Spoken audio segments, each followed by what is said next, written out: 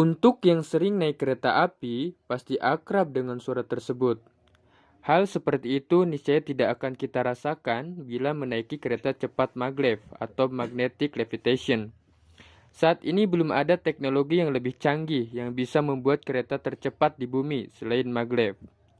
Gagasan kereta maglev dimulai pada permulaan abad 20 oleh Robert Goddard dan Emily Batchhead. Visi mereka adalah mengembangkan sebuah kendaraan yang bisa bergerak lebih cepat, aman, dan dapat diandalkan. Lalu, ide untuk memanfaatkan elektromagnetik pun muncul.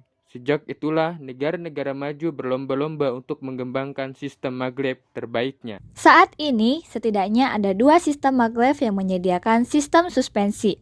Pertama, Electromagnetic Suspension atau EMS.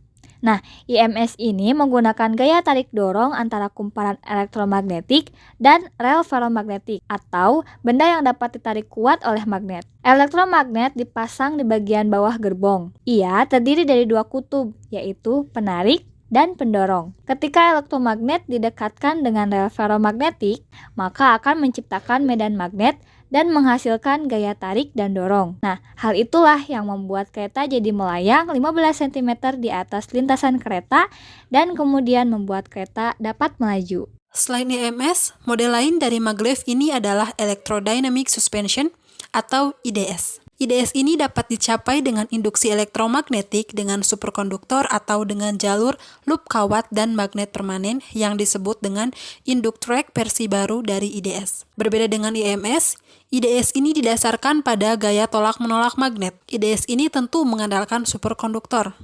Nah, apa itu superkonduktor? Superkonduktor adalah suatu material yang tidak memiliki hambatan jika berada pada suhu sangat dingin, yakni minimal minus 196 derajat Celcius atau disebut dengan suhu kritis.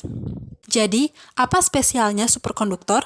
Walter Meissner dan Robert Rosenfeld bereksperimen pada tahun 1933. Mereka menemukan bahwa suatu superkonduktor digerakkan dalam medan magnet.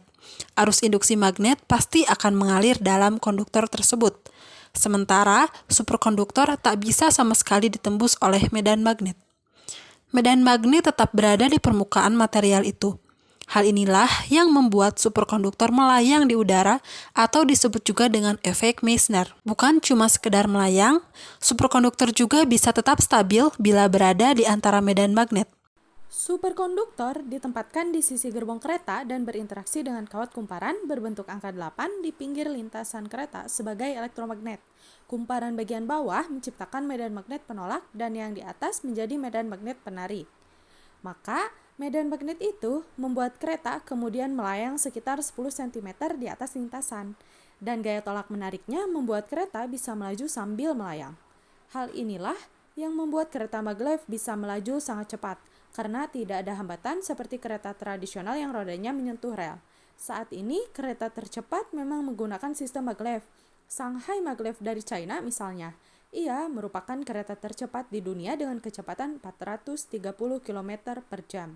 Sebagai gambaran, bila kita naik kereta komuter lain dari stasiun Depok Baru sampai stasiun Bogor memakan waktu 33 menit, maka dengan kereta Shanghai Maglev kita cuma perlu waktu sekitar 7 menit saja.